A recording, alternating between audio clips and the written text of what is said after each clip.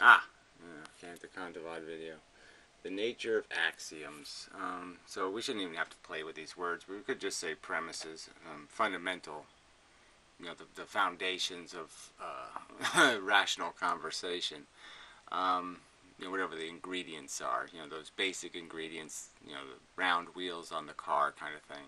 Those basic constituents to having a rational conversation about anything. And those basic constituents are this rubber has to hit the highway somewhere kind of stuff.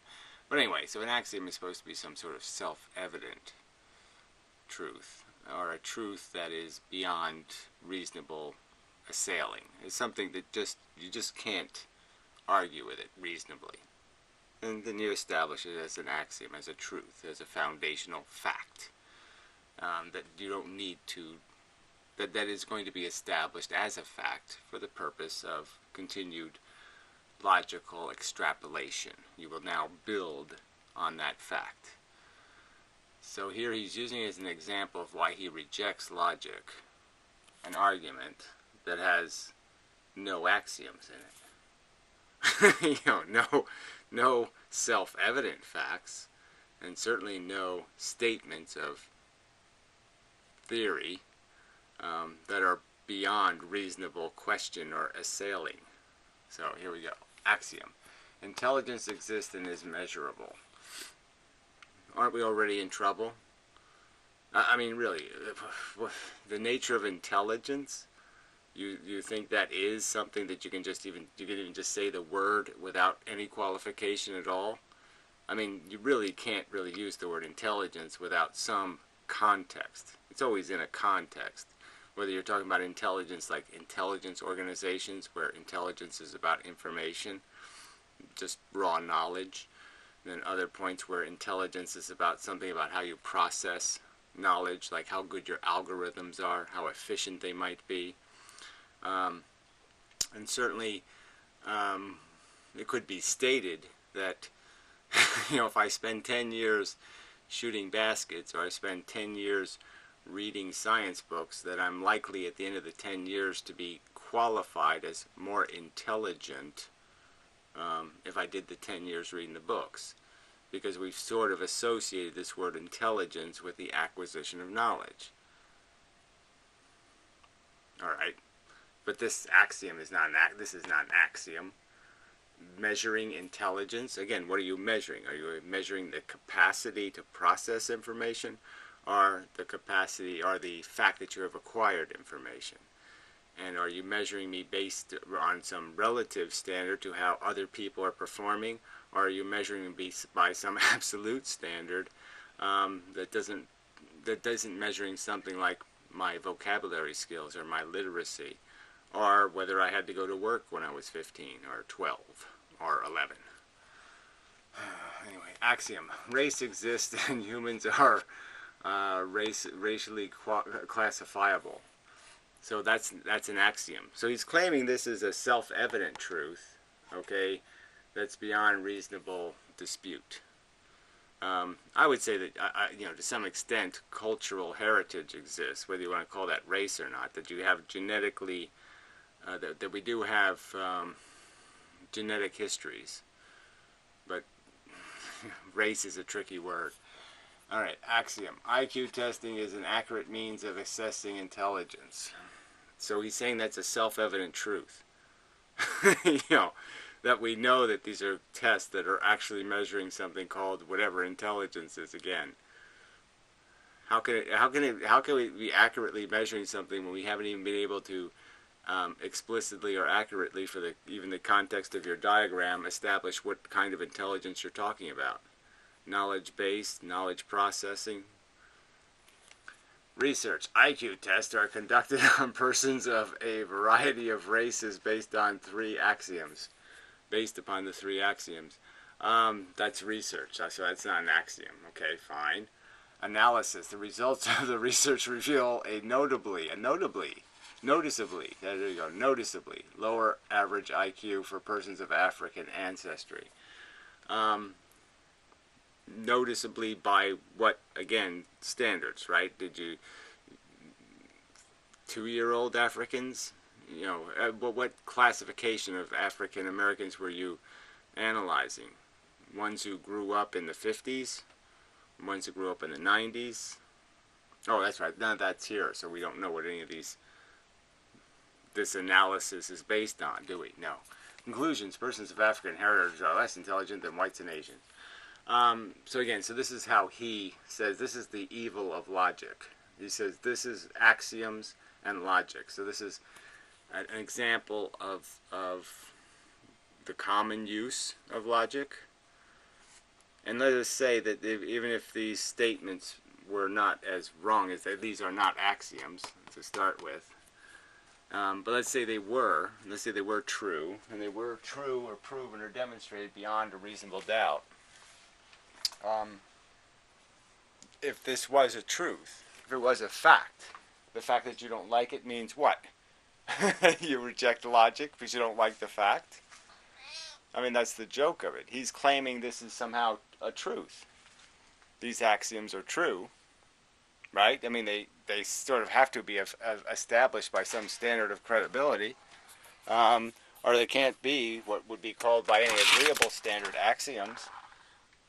Oh, so because some racist guy says they're axioms, they're axioms? Oh, is that all it takes? Yeah, I don't think so. So, anyway, yeah, I mean, you just know this is going nowhere.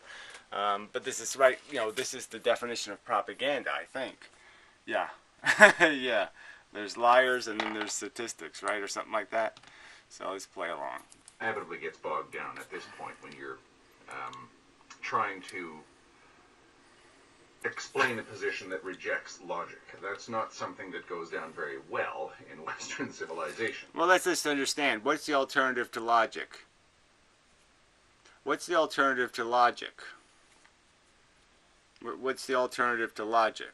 Oh, yeah, there is no alternative. You can do good logic or you can do bad logic, but frankly, there's no alternative. You can't do non-logic or unlogic and have any reliable hope of coming up with the right answer. So there is nothing else but logic. It's rationality, right? What's the alternative to rationality? Irrationality. There's no alternative. Complain because people aren't doing it well. But to say it's logic's fault would be idiotic. And again, this isn't logic because this is a lie. These are not axioms by any reasonable definition of the word axiom. To say that you don't accept at least the absoluteness of logic. I wasn't saying that I rejected logic, actually, but it was more that I accepted it provisionally, and that we must maintain that provisionality throughout. Yeah, so we must pay, it doesn't mean anything, right? We must retain a provisionality that just is based on conclusions. If we don't like the conclusion, okay, then we can criticize or reject the logic that got us to the conclusion. But that's all he's saying. It's judge the conclusion. Don't judge the logic. If the logic isn't broken, the conclusion has to be dealt with. Not thrown away, dealt with. There is a reason for this. I never quite got around to describing why, but I've drawn this flowchart here to explain why. I guess I should have probably numbered the bits along the way, but it starts in the left-hand side, goes over to the right. All right, well, enough from the yellow to the green. And I guess I'll let him say his piece, and I'll come back. There's no point in me. I mean, it's visually uninteresting, so I'll be back. Take notes or whatever. All right, so we just got to finish saying the line. We take axioms and we make them into facts, and that is the danger. No, you've got it backwards. The danger is when you call something an axiom when it's not a fact. That's the danger. All right? So axioms are fine and they are functional. They just have to be stated explicitly and unassailably, or they're not axioms. They're not axioms unless they are self-evident or beyond reasonable dispute. What you stated here, none of this is any of that. There's nothing self-evident in the word intelligence. Nothing. It has no self-evident meaning. It has no self-evident description. If I ask 100 people to give me a definition of the word intelligence, do you think I'm going to get the same definition from those people? Quite obviously, it can't be called an axiom, okay, because people don't even have the same understanding of what the word means. So right there, you're in big trouble. And then obviously, I think you're in trouble with this idea that you're going to now test for this thing that you haven't defined and say somebody has more of it than somebody else. What's the point? Right? And so, like I said, even if you could find some thing that actually existed, like knowledge, you could argue that, well, of course, people who have read more books would have more knowledge. They have acquired it. They've consumed it. People who play musical instruments are likely to be more proficient at playing musical instruments. Exposure is going to have a huge impact on what might qualify as your intelligence. And then if it's going to be just about puzzle solving or some other mechanism, then it has to be made independent of cultural references and cultural identity, maturation. So again, that test can't even be made clearly to be a judge of intelligence. It's going to be a representation of what is valued by the culture in terms of what is described as a problem and what is described as a solution. Many people think God is the solution to the problem of a bastardized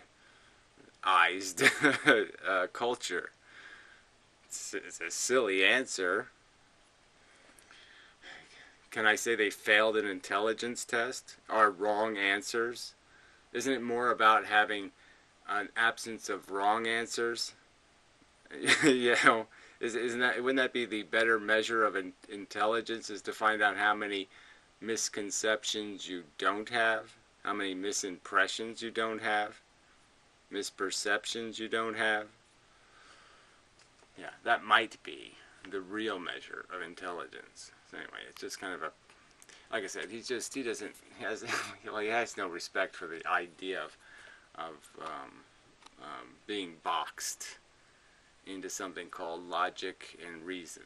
And because he knows that logic and reason will not allow him to justify being a selfish cunt. Yeah, so he has to destroy logic and reason, because logic and reason sort of obligate you not to be a selfish cunt. Alright, I'll be back. Alright, this part's worth playing, but it's funny. We have two choices when we look at this kind of a dilemma. By the way, I think that Benatar's asymmetry is similar to this. He takes certain things as axiomatic and then pushes them to conclusions that most people would find absurd. There you go. Most people would find absurd. So he pushes them to conclusions that most people would find absurd. So most people can't understand the concept he's saying.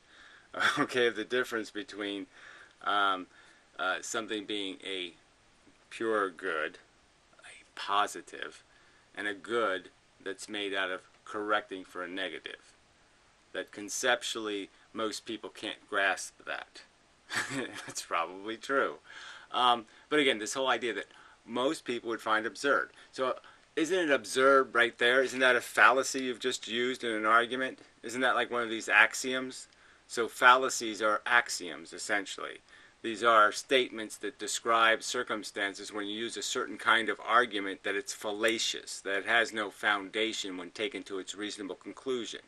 Now, the reasonable conclusion, the idea, the very idea that most people is a standard of intelligence, is exactly upside down, because that's what another one of these bell curve things kind of point out to you.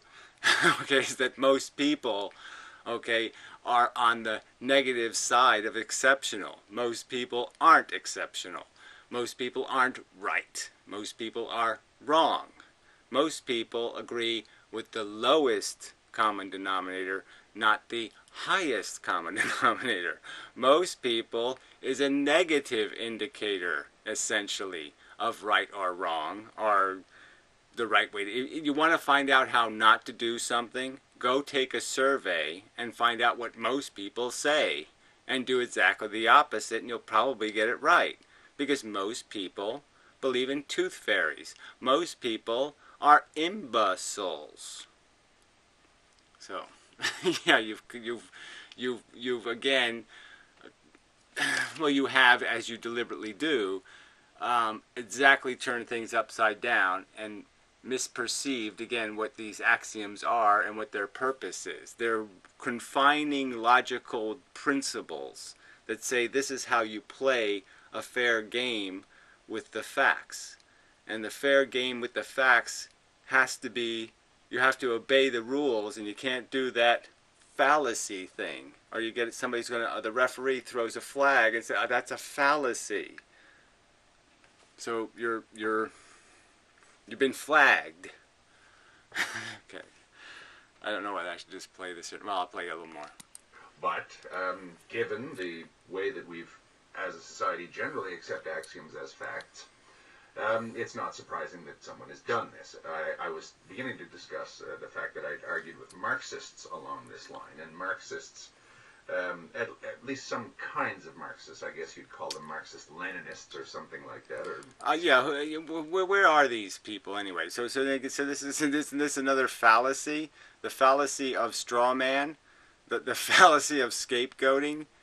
I mean, it really is a straw man if you're going to bring up Marxist-Leninists, okay, in 2015, and say you really had these conversations. Oh, bullshit. Some, vaguely Stalinistic or something, where they would say, society. Oh, yeah, well, I've had conversations with Nazi-esque people.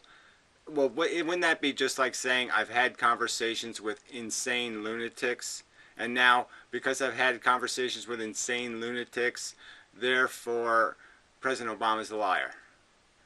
Because I've had a conversation with an insane lunatic, therefore, it's stupid to have vaccinations.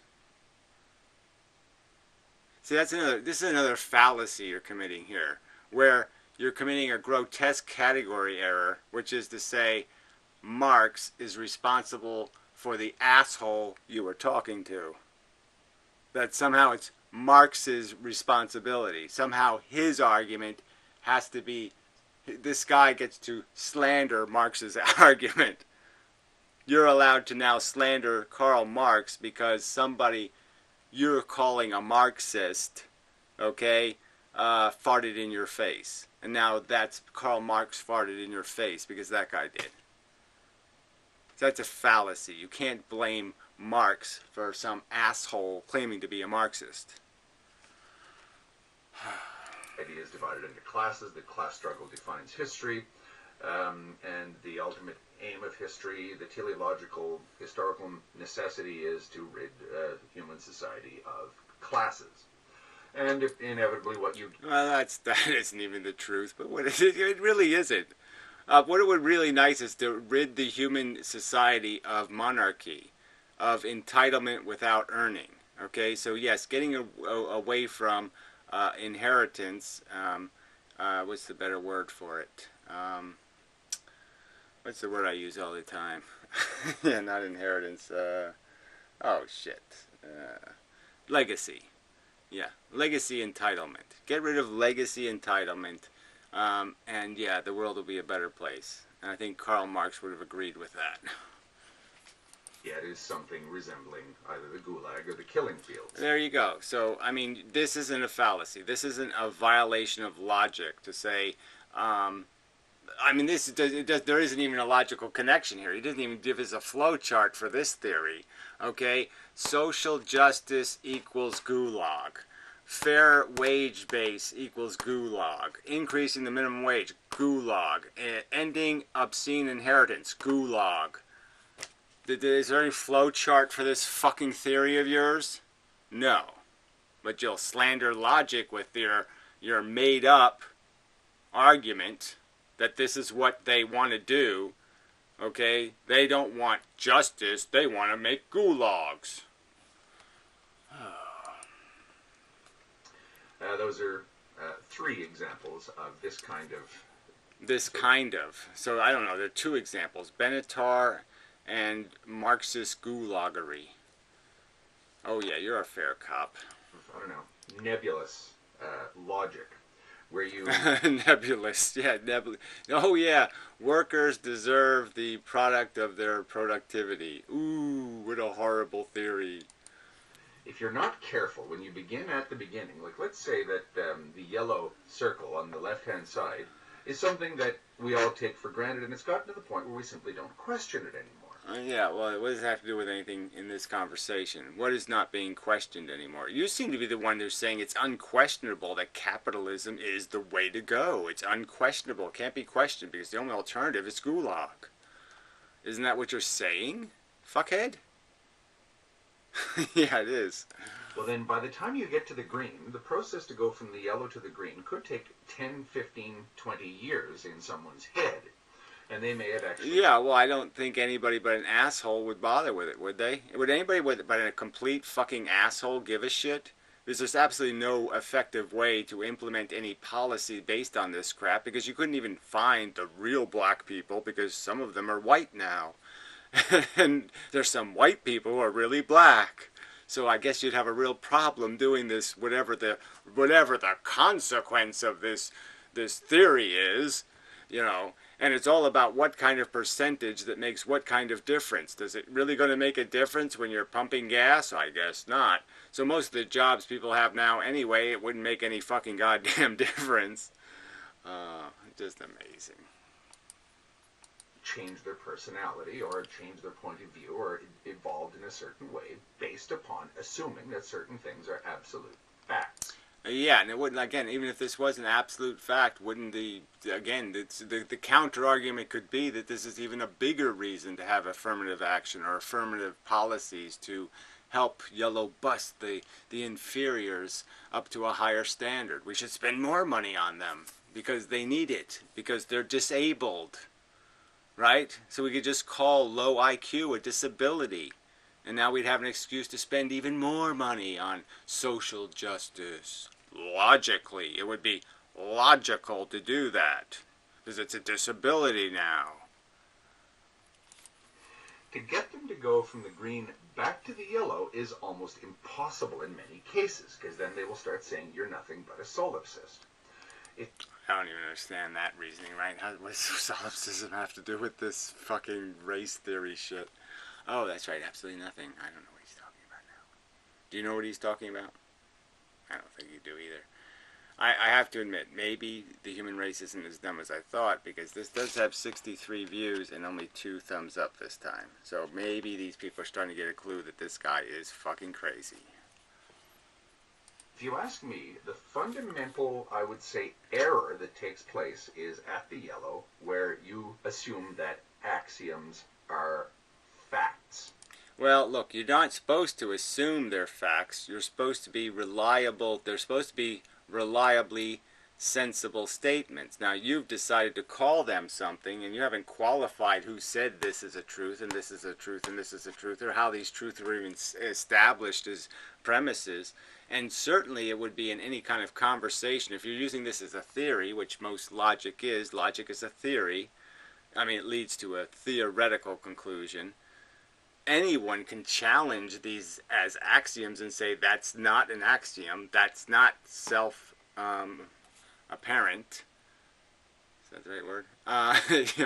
Well, anyway, it's self-evident. It's not self-evident, and it's not established beyond reasonable contention.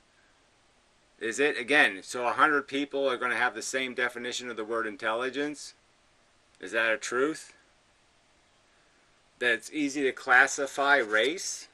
I mean, this is the assumption. It exists in humans, and it's classifiable. Do you mean it's really classifiable? I mean, do we really have genetic DNA tests on everybody? I don't think the government has my DNA. I mean, I think I have escaped having them having my DNA.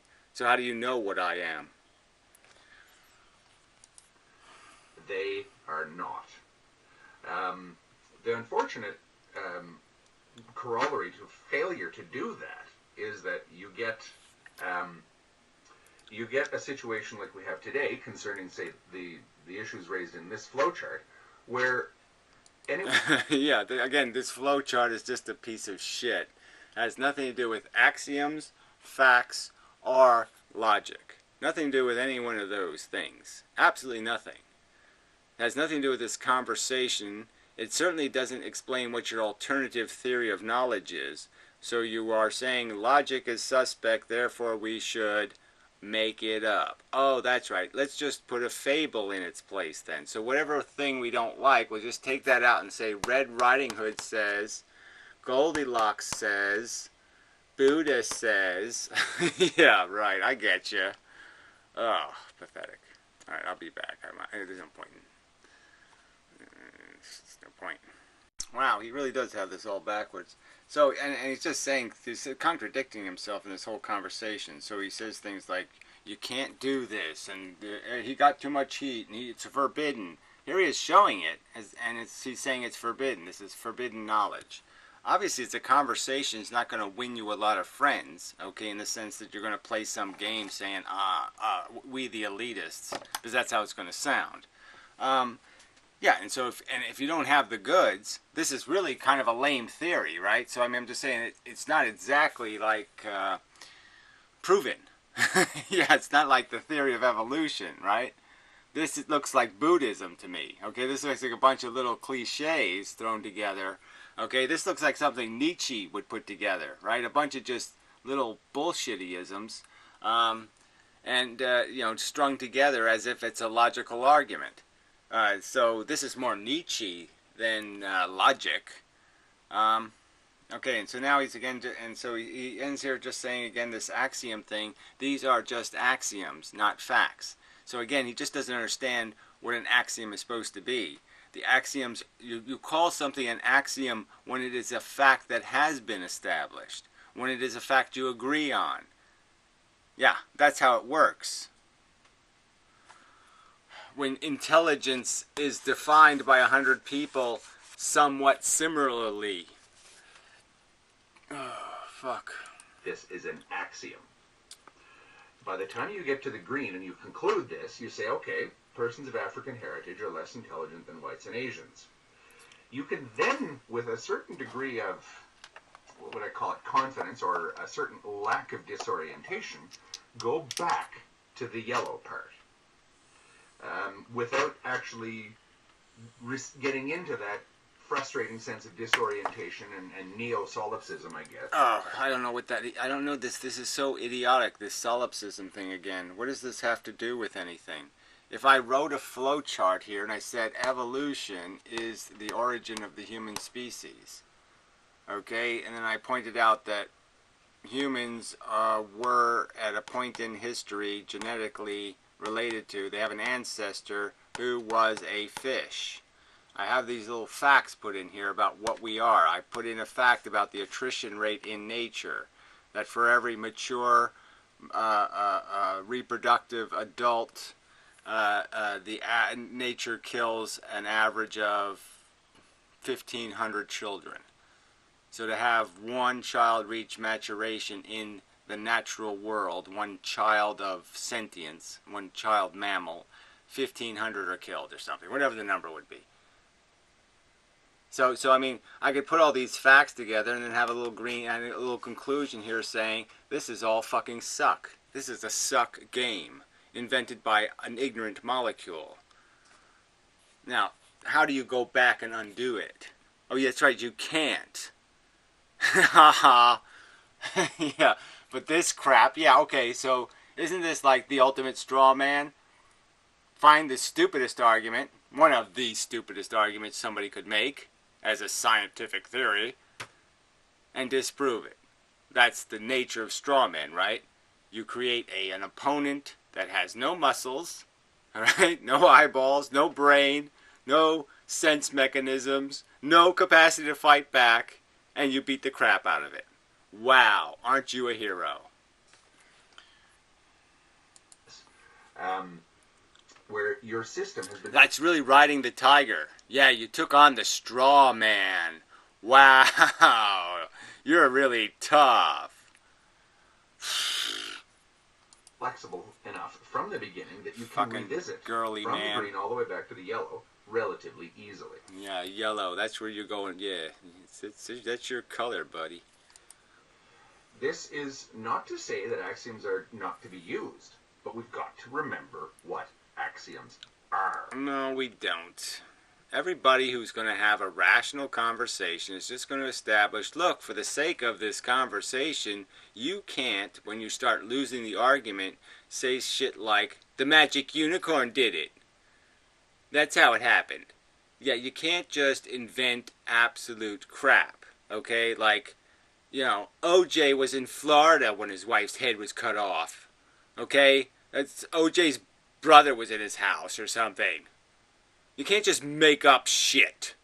That's what the axioms are for. Is just to say, look, we're going to have a conversation. These are the rules. You just can't fucking goddamn fly off to fantasy land in the middle of the conversation and go, catch 22, I'm changing physics now. Axioms are a tool to enable us to do certain things. We get axioms. Now again, he's going to keep saying for us to do certain things. Now, isn't the whole point of going from facts to conclusions, isn't that whole fucking point to obtain knowledge? Yes, that's what it's for. It's not for you to win $100. That's not why I have conversations with people. I'm not in this to have conversations with people because I'm pulling the handle on a one-armed bandit or something and I have a strategy, you know, based on axioms, based on fucktarded notions. It hasn't paid off for 4 days. It's gotta win now. I'm gonna win. Even though statistically it doesn't work that way. As a point of departure for a certain series of, I would say, cognitions, or in this case, researches, to determine certain things. Now, in my scenario, we could do all of this research and not worry about it, and by the time we get to the green, we can then go back to the yellow and say, okay, now we've reached some sort of, I won't say a cul-de-sac, because, again, it's treated as a cul-de-sac by our society. But I would say, no, we've just gotten to somewhere that... Cul-de-sac. Do they really say that in Canada? I mean, I was in Canada kind of a lot. I mean, my father's Canadian. He never said cul-de-sac. Has the potential of having a negative impact on our society. It seems to be somewhat axiomatic in our society that all races are equal. And that even if we do accept races as existent, it's just a question of... No, it's accepted. Judge a man based on the content of his character, not the color of his skin. So yeah, let's make that one. Okay, that sounds like a good plan. Let's judge people based on the content of their character, not the color of their skin. Yeah, let's do that. That seems simple enough. Let's just not worry about anything else. Appearance or something like that. So we can talk about black people, we can talk about Asian people, we can talk about white people without really worrying about generalizing about them in nefarious ways or ways that have... I don't see how you can possibly generalize about them without it being nefarious. Sorry, I just really don't see how there's any point to doing that at all.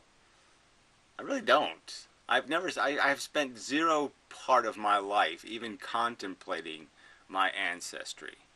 I've seen a couple of my relatives, you know, like in the black and white pictures, and said, holy shit, they're creepy looking. And that's just about as far as my interest went. I mean, I do have some knowledge that we were in America for a couple 100 years, fucking around, killing things. But who cares? I just couldn't give a rat's ass about even my own fucking heritage, let alone some fucking buddy else's. What I care about is whether they're a goddamn lying scumbag, or whether they're a propagandizing motherfucker, or whether they're a goddamn cheater at the most important game there is, which is the science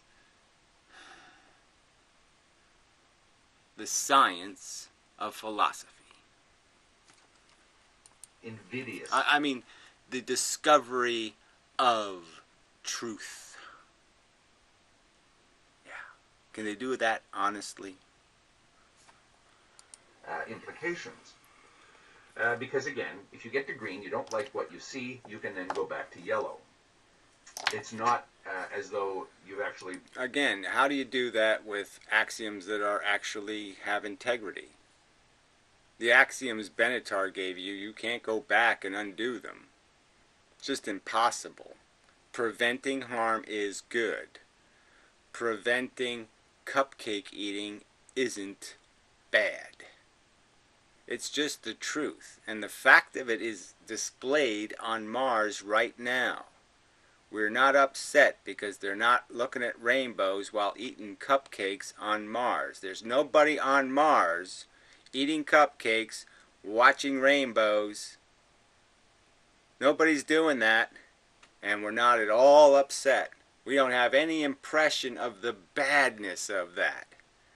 Now, if the Martians were suffering, dying of cancer, having chemo and shit, and reduced to 98 pounds and all that shit, we'd be aware that that's bad.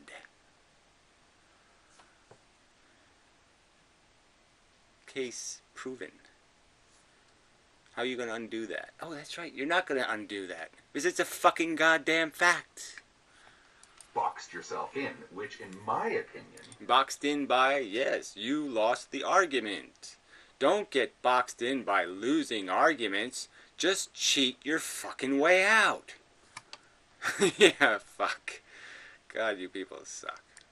The Western scientific way of looking at things, or at least the logical way of looking at things. So this he's calling scientific. This is his this is his impression of scientific. Yeah, and his theory about that Marxism always leads to gulags. Oh no, that's his theory. Oh, that's right. So that's not scientific. That's just fucktarded. Has a tendency to do.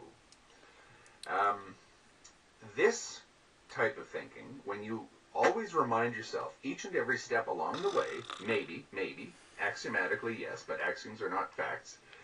Facts are axioms. Facts are axioms. Axioms are supposed to be facts. That's what an axiom is supposed to be. It is supposed to be a self-evident truth, or a truth that is beyond rational rejection.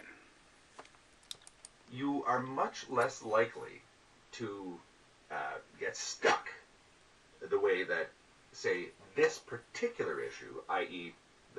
what's colloquially known as race realism, has done. It's pushed Western science towards the green, towards that conclusion. I don't know, where do you get that? Western science agrees with this? Huh? Liar. Yeah. Conclusion, while forgetting the fact that intelligence exists and is measurable, is an axiom. Race exists and humans are racial. Again, so he's really saying this is a scientifically accepted theory of modern reality. Science is race realist. That's his accusation. If I go out and poll most people with a scientific degree in chemistry, biology, physics, they'll tell you that, yes, race realism is real. Racism.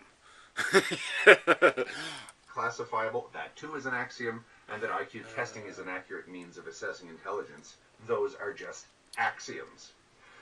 So we don't really... Again, this is just such a pile of shit. He just made this crap up. This is made up. This is not... No one said these are axioms. These aren't anybody's theory of axiom except his. This is not written somewhere. This is his invention. He invented connecting these principles, these statements, these inaccurate, fudgy, non-self-evident truths as axioms. He's called them axioms. We can back off from the green without compromising everything that we've done all along if we have, as I say, a methodology that insists from the very beginning that we continually... Yeah, there's nobody who's for logic. Okay, if you do logic and the logic comes up with something that just sounds wrong, there's no rule against going back and saying, where did we make a mistake? And obviously in this diagram, it's easy to see where you made a mistake. What does this have to do with your theory that if you don't like a conclusion, you just throw it in the garbage without accounting for what axiom you're changing, without explaining how you have evidence or reason to dispute one of the arguments made in the logical chain. What in Benatar's theory, okay, have you proven to be rubbish? Nothing. Remind ourselves that there is a difference between an axiom and a fact. Well, again, they're not supposed to be a difference. It's the whole point. Fucktard. This is not to say that we cannot deal with axioms or deal in axioms. What it means is we must always remember what axioms are. Again, this is just so stupid. What we should remember is you can't have a rational conversation without establishing premises. There's no point in having a conversation if there's not agreed upon language in which to have the conversation. You can't have a conversation where somebody's allowed to say, catch 22, I don't have to accept that if I don't like it.